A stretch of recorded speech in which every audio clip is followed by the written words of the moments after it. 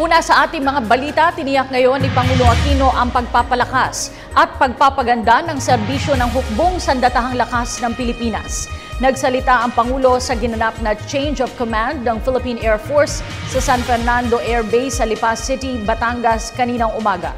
Si Rocky Ignacio ang ating tagapagbalita. Kumpiyansa si Pangulo Aquino na lalo pang titibay ang serbisyo ng sandatahang lakas ng Pilipinas dahil sa tunay na pagkalinga at makahulugang transformasyon. Sinabi ito ng Pangulo sa kanyang pagdalo sa Philippine Air Force Change of Command sa Fernando Air Base sa Lipas City, Batangas. Pagtiyak pa ng Pangulo, palalakasin ang pamahalaan ng kakayahan ng mga sundalo, partikular na mga piloto para sa pagdating ng mga bagong eroplano at radar systems.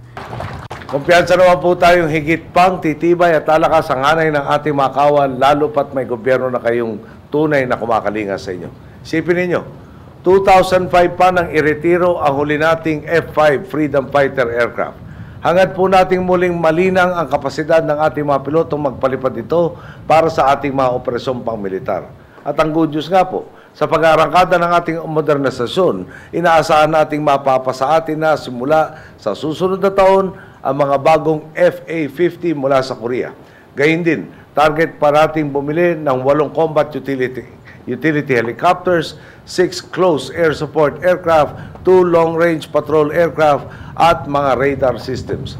Bukod plano rin natin bumili ng full motion flight simulator upang mas mapaunlad pa ang kasanayan ng ating mga piloto. Muli rin tiniyak ng Pangulo ang patuloy na pagkakaloob ng karampatang benepisyo sa mga sundalo. Kasabay naman ng pagkakalob sa inyo ng mga makabagong kagamitan, itinataguyod na rin natin ang maayos sa pamumuhay ng inyong pamilya.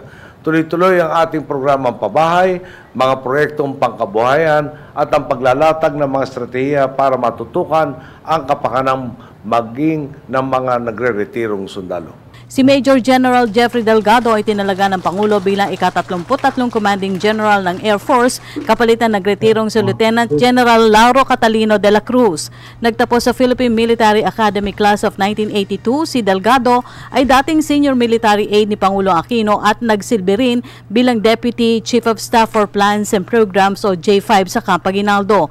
Ang bagong CGPAF ay isang combat attack pilot at naging pinuno ng 15th Strike Wing. Ang lawak ng karanasan nga po sa hukbong Himpapawid, ang isang matibay na batayan sa pagpipili natin kay Major General Delgado bilang inyong bagong hepe.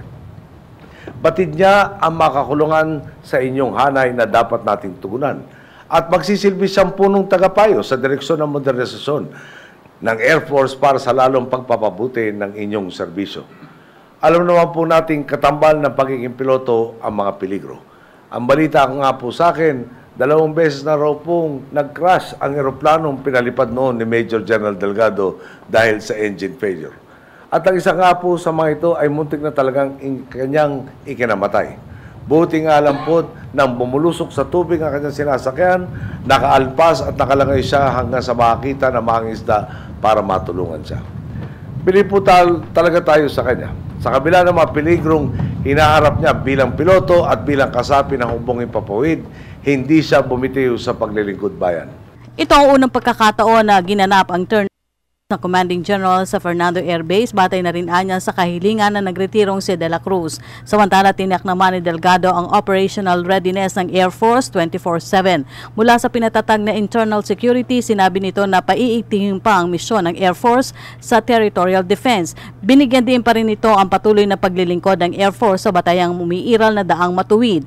Gid pa nito na magsisilbing battle cry nila ang Soar High Philippine Air Force for Peace, Freedom, and Development. At sa pagwawakas ng kanya ika-38 taong serbisyo sa AFP, isinumite naman ni De La Cruz sa Pangulo ang mga achievement na kanyang naipatupad sa 2 taong panunungkulang bilang Commanding General ng Philippine Air Force. Kabilang na dito ang pagkilos at kahandaan ng mga eroplano at helicopter na nagamit sa panahon ng pangangailangan katulad ng kalamidad at iba pang uri ng sakuna. Pinapurihan din ng Pangulo si De La Cruz sa pagiging patas at pagiging mapagkumbaba. Hindi rin anya naging dahilan ng kakulangan ng air assets at hindi nagpasindak sa panganib, gumawa ng kaparaanan sa ngalan ng tao, partikular na sa pagtugon sa pinsala at epekto dulot ng Super Typhoon Yolanda. Malinaw naman po, hindi tayo nagkamali sa pagpili kay Lieutenant General De La Cruz na pamunuan ang ating hukbong Himpapawid. Mas matayog ang naging tagumpay at mas lumakas ang puwersa ng ating Air Force mula nang siya ay manungkulan. Maigting niyang itinaguyod ang profesionalismo sa hukbong himpapawid at sinigurong nasasagad ang kakayahan at serbisyo ng inyong pong hanay. Tumanggap naman ang Philippine Legion of Honor with the degree of Commander ang nagretirong si De La Cruz. Para sa Telebisyon ng Bayan, Rocky Ignacio.